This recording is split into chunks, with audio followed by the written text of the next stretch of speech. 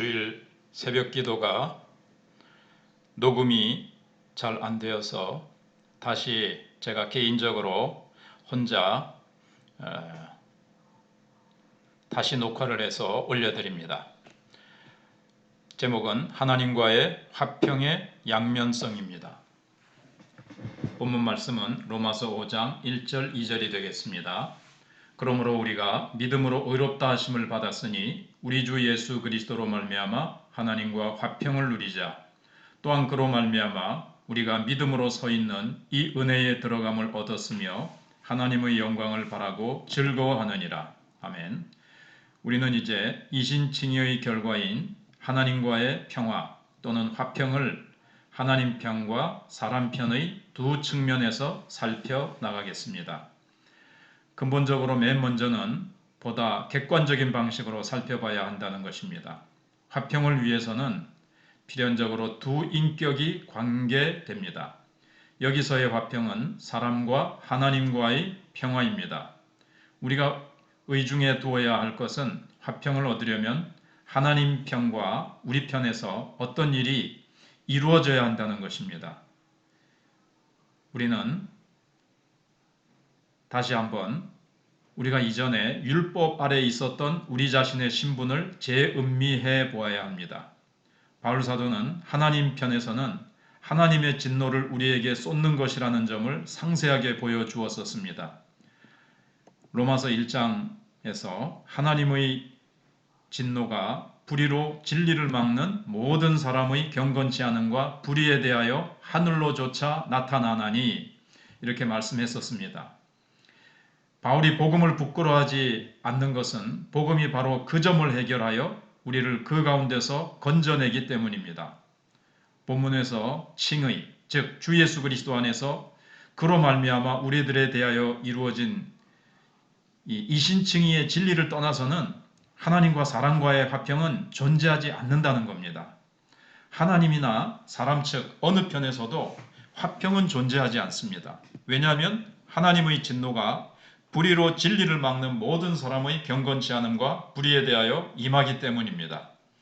하나님에게 부딪힌 커다란 문제는 어떻게 하나님이 단번에 죄인을 용서하시고 그러면서도 영원토록 변함없이 공의롭고 의로울 수가 있는가 하는 문제였습니다.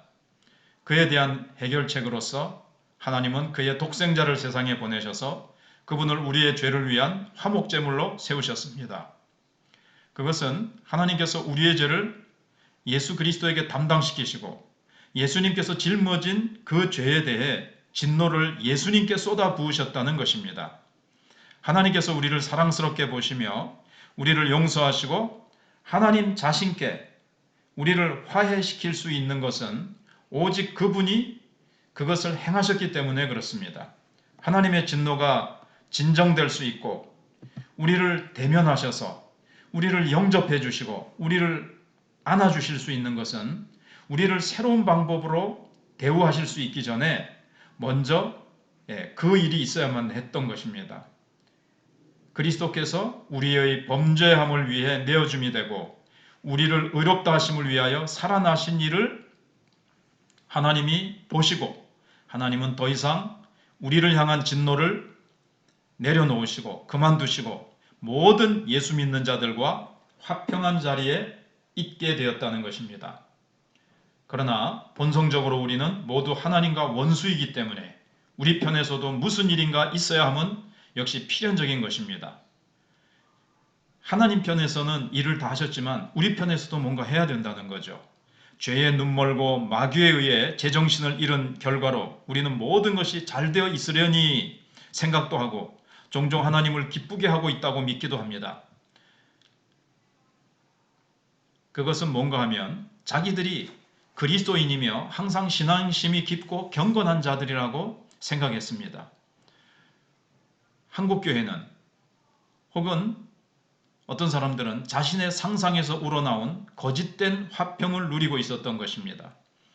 정말 우리는 하나님과 화평하고 있지 않았던 것입니다. 바울 사도는 여러 곳에서 육신의 생각은 하나님과 원수가 되며 본질상 우리는 진노의 자식들이라며 또 하나님의 생명에서 떠나 있다라고 에베소서 4장 18절에서 가르쳐주고 있습니다. 그것이 바로 인간의 본래적인 참모습입니다. 인간은 하나님을 두려워하고 하나님에 대한 고심 깊은 공포를 가지고 있습니다. 하나님을 생각하는 것, 바로 그 자체를 두려워하는 것입니다. 사람들에게 하나님 앞으로 가자고 전도를 하면 사람들은 다 손을 절레절레 내저으면서 오지 않으려고 합니다. 하나님에 대한 두려움이죠. 사람은 하나님이 인간을 매다 꽂으려고 벼르는 어떤 커다란 폭군이라고 느끼는 것입니다. 그리고 그는 죽음 다음에 올 심판 때문에 죽음과 무덤에 대해 감히 생각지도 못하는 것입니다.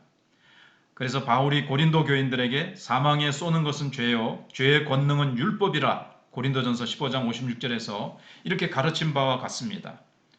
사람이 하나님에 대한 그 진리를 인식하는 순간 이런 생각이 그 속에서 일어나게 되고, 그래서 그는 하나님에 대하여 두렵고 떨리게 되는 것입니다. 그런 사람과 하나님 사이에는 어떤 화평도 존재할 수 없습니다. 오히려 그 사람은 고민하여 두려워하고 절망케 되며 불행하게 되는 것입니다. 평화를 찾으려고 애를 쓰지만 불가능합니다. 그 사람은 하나님의 심판이 두렵습니다. 분명하고 명백한 것은 그런 사람과 하나님 사이에 화평이 있으려면 사람이 먼저 처리되어야 한다는 것입니다. 바울 사도가 본문에서 가르치는 바는 오직 예수 그리스도의 완전한 공로의 결과로서만 모든 원수됨의 원인이 처리되어 하나님이 사람과 화평하는 것처럼 사람도 하나님과 화평할 수 있다는 것입니다. 양편의 이러한 화해가 있어야 거기에 하나님과 더불은 화평이 존재하게 되는 것입니다. 하나님은 우리와 화평한 자리에 있고 우리는 하나님과 화평한 자리에 있는 것입니다. 죄와 타락으로 깨졌던 하나님과 사람 사이의 교제가 다시 정립된 것입니다. 바로 이것이 믿음으로 의롭다 하심을 얻은 즉 하나님과 더불어 화평을 누리자 하는 본문 말씀의 의미입니다. 믿음으로 하나님께 의롭다함을 받은 결과가 무엇이냐? 하나님과 화평이 이루어졌는데 이미 이루어졌어요. 여기 얻었은즉 그랬잖아요. 믿음으로 우리가 의롭다함을 얻었기 때문에 이제는 화평을 누리려고 애쓰는 것이 아니라 화평을 얻으려고 추구하는 것이 아니라 누리면 됩니다.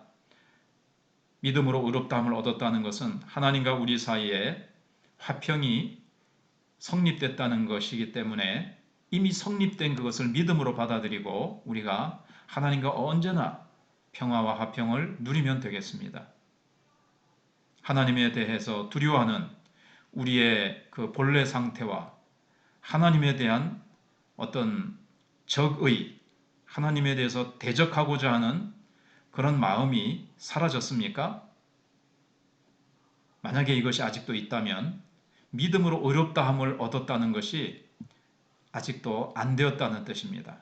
그러나 믿음으로 내가 의롭다함을 받았다는 것을 확신하게 되면 하나님에 대한 두려움과 하나님에 대해서 뭔가 원수된 관계, 하나님이 말씀하신 것에 대해서 뭔가 청개구리처럼 듣기 싫고 순종하기 싫어하는 이런 적대감, 이런 것들이 다 사라진다는 거죠. 그리고 칭의를 받았다면, 믿음으로 의롭다 하심을 받았다면 하나님과 나와의 사이의 화평은 필연적으로 누리게 되어 있다는 것입니다. 아멘.